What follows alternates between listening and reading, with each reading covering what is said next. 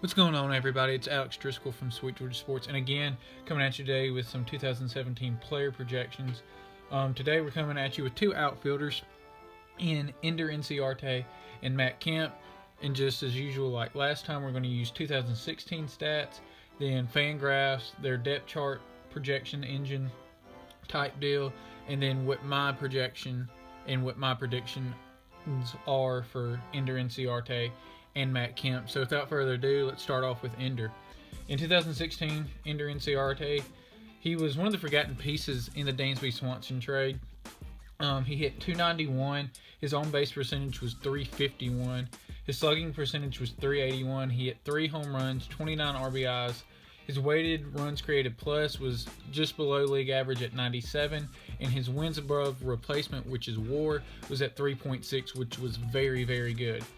This year, their Fangraphs, their projection depth chart thing, is kind of regressing Ender just a little bit, not much. At his average at 283, his on base percentage is fallen almost 20 points at 333. His slugging actually went up a point at 382. 6 home runs, 42 RBIs, weighted runs created plus, again, right below league average at 91, and then a WAR of 2.6. So he actually loses a game in their projection sites for this year for Fangraphs. But for me, this year, I think he'll bat I think the 291 was a bit high, but 291's high for everybody.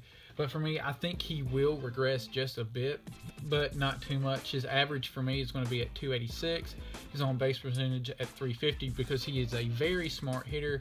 He knows the strike zone. He knows the hitting zone. And when I say hitting zone, that means what he can and he can't hit. Like, to delve into that further, what he can drive into the outfield and what he can't drive into the outfield is what his hitting zone is, and he knows that very, very well. His slugging percentage is for me is going to be at 384. He's going to hit 7 home runs, driving 45 RBIs, weighted runs created plus. He's going to be the leadoff guy, so he's not going to be asked and not going to be expected to drive in that many runs and create that many runs, but nonetheless, I have him right below league average at 95, and his WAR I have at 3.8. Which is 0.2 points more than he had last year. Because his defense is just absolutely amazing. He's a defense first player in the first place. But like most of the Braves last year, he finished red hot during the last 2 months of the season. And his numbers, the front office saw how well he produced. And we signed him to a very team-friendly 5-year, $30.5 million deal. He'll be the leadoff guy no matter what.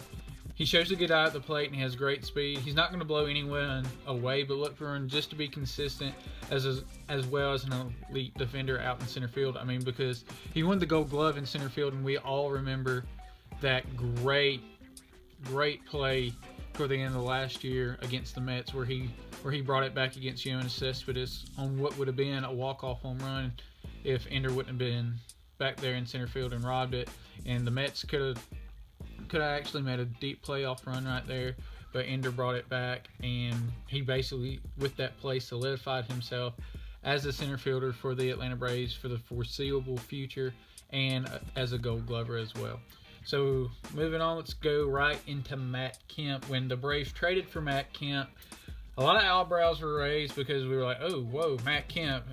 He had fallen off a little bit from 2011 to 2012 when he had MVP-like years, and it looked like he had become more of a me player and gotten captured in the bright lights of Los Angeles when he was with the Dodgers. But last year he batted 286. His on-base percentage was 304, which is woeful, but he's more of a slugger now. He's not a guy that's going to get on base as much. But anyway, his slugging was at 499. He had 34 home runs, 108 RBIs. Weighted runs created plus was at 109, and his WAR was 0.7. So he almost brought one win every time he was in. His depth chart projections from Fangraphs this year, it has him a bit lower than last year, not too much, but it has him regressing a little bit. His average is 266.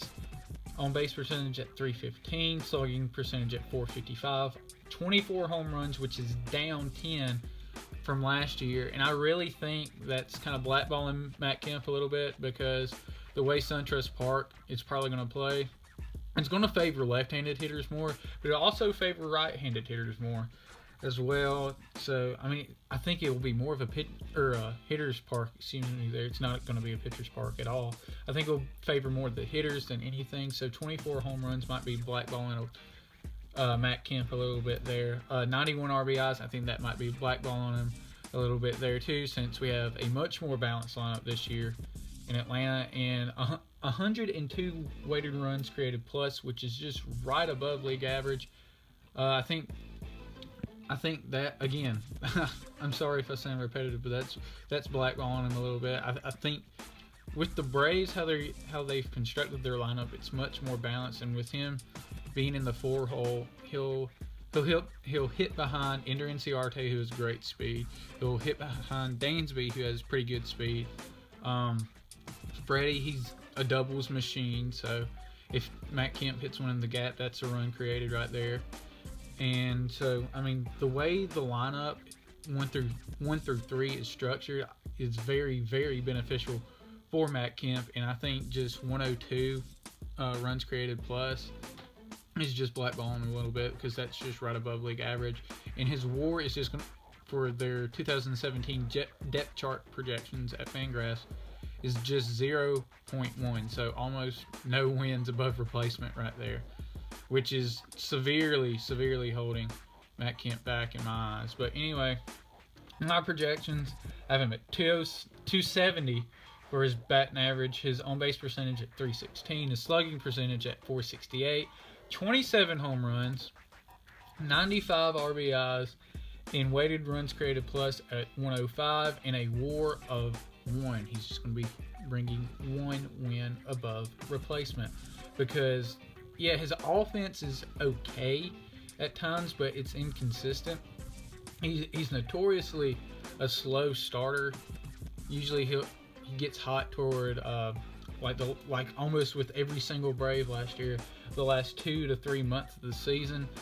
And as the old saying goes, once or twice is a pattern, 3 times is a trend. And for what Kemp did over the course of those 3 months, it's hard to see him regressing like any further. Like, when I say regressing any further, I mean like batting 240 and maybe just 21 home runs and 80 RBIs, like major regression right there. But I don't think he'll regress any further. So just expect Kemp to get off to a slow start, because he's become known for that. But toward the second half of the year, he should be able to turn it on and be the power bat that the Braves have been lacking for a while now. Ever since probably Justin Upton left, we've been lacking in power severely, and he'll be protecting Freddie Freeman in the cleanup spot right there. So that's it today for player projections for Ender Inciarte and Matt Kemp. If you like the video, give it a thumbs up. If you like any of our other content here at Sweet Georgia Sports, make sure to subscribe, share it. Feel free to leave your comments down below. Tell us what your projections for Ender Inciarte and Matt Kemp might be. And so with that being said, I've been Alex Driscoll from Sweet Georgia Sports saying God bless and stay choppy, Atlanta.